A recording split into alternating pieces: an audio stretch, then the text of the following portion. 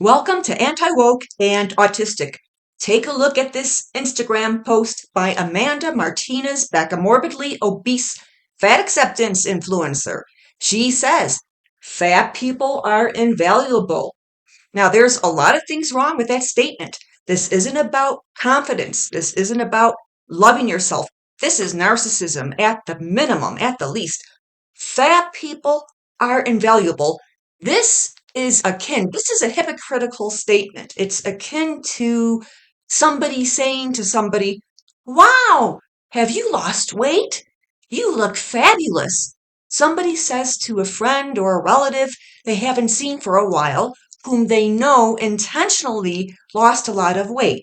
And they say to them, you look great. Look at all that weight you've lost. Wow, I can really see a difference. Wow, you've lost a lot of weight. You look wonderful. You look great.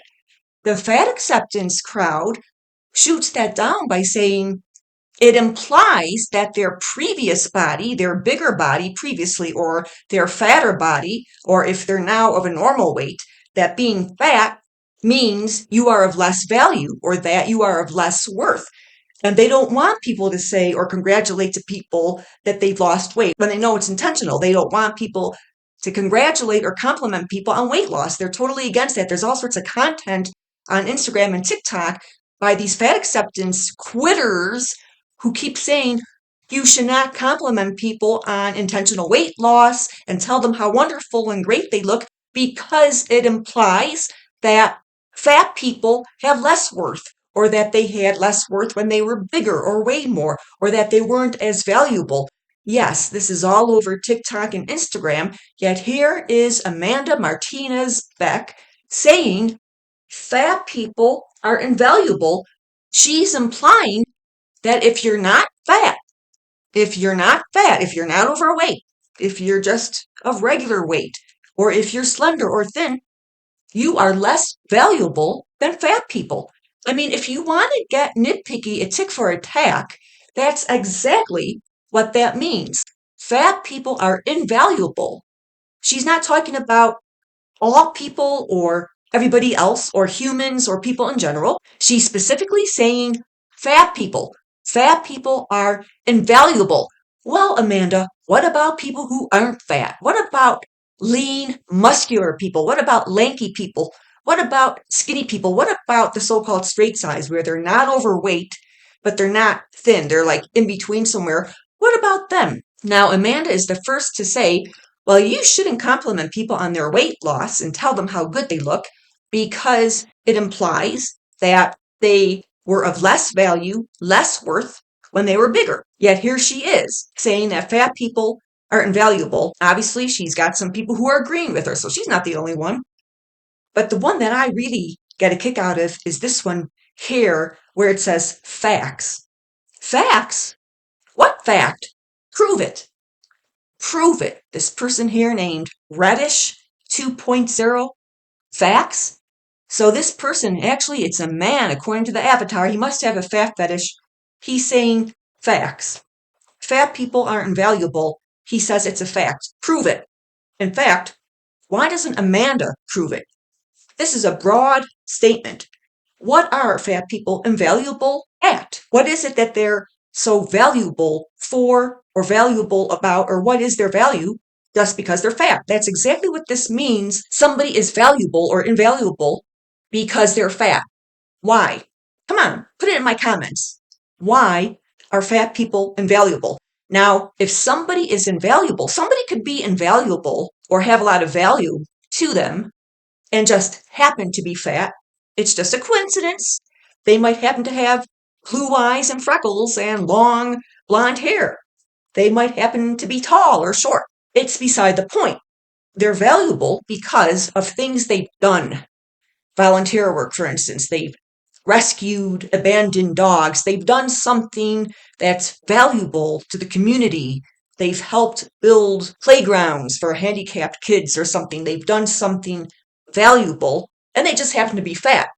But they're not valuable or invaluable because they're fat.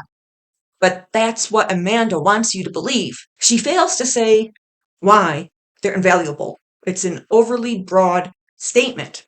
and it's a narcissistic one. Or to put it another way, you can also think of it as a really half-baked, poor attempt to try to justify why she's allowed herself to balloon up to 350 pounds.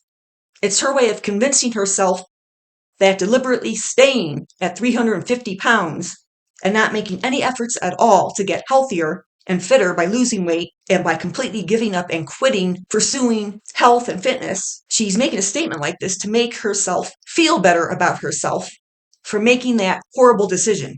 And she also has made this statement to feel less guilty about the fact that she's allowed at least 3 of her 4 kids to get fat. She has 4 kids who are all in grade school. 3 of them are rotund. I mean rotund. So what exactly does Amanda mean by invaluable? Here is what she says. Invaluable. Adjective. Of great value, and we are. Meaning, we fat people are of great value. Again, why? They certainly aren't of great value in the workforce. Now, I don't know the exact figures, but they cost the workforce overall, everything in America, the workforce, like billions of dollars. Again, I don't know the exact cost. Maybe it's in the hundreds of millions, but it's really a big number. Billions or hundreds of millions of lost productivity due to illness or conditions that are tied to their obesity. So they're definitely not of value in the workplace.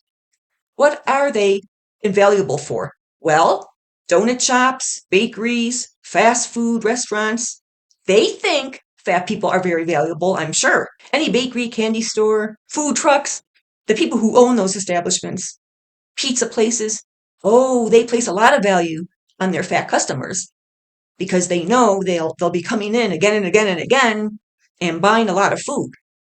But that's not what Amanda means. I don't even think Amanda knows what she means. She just threw it out there. What are fat people better at doing collectively than non-overweight people that makes them valuable? I can't figure out what it is. Are they better employees? No. I mean, do they work harder on the job? Do they concentrate better? Do they focus better? Are they more punctual than their thinner coworkers?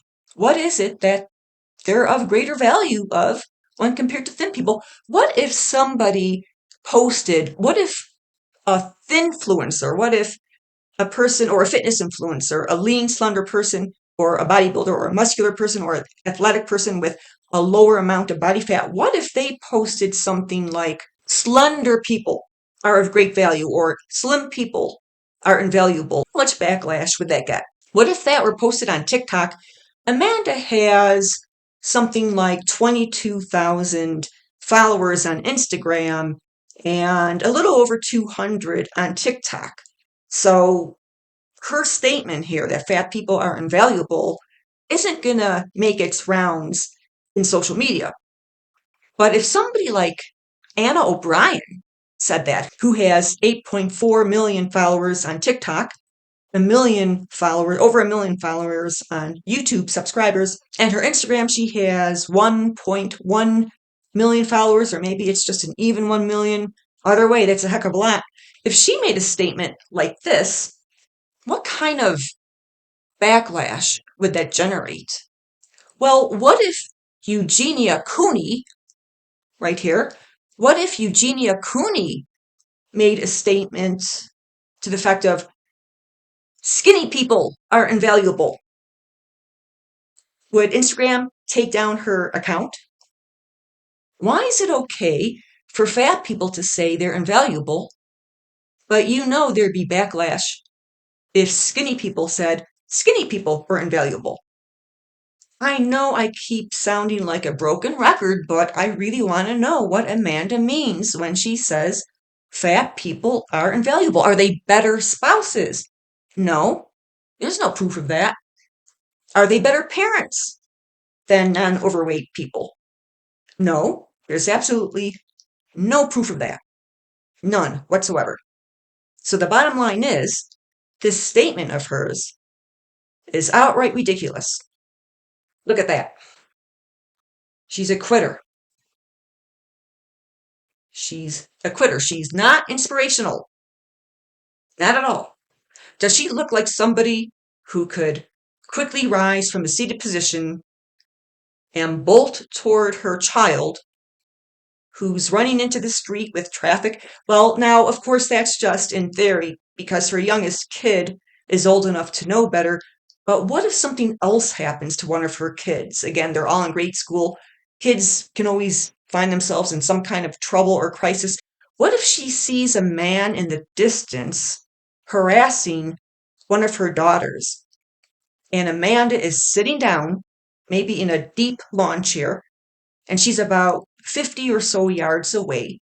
And she sees that her daughter, her young daughter, is in distress with some stranger. Maybe the stranger is a woman, maybe the stranger is an older, like a teenager. How quickly, how much time will lapse between the time she realizes she has to get over there and the time she actually gets over there? We're talking about covering 50 yards, 50 meters after getting out of a deep lawn chair. She would never make it. She would stumble and fall. She can't even run.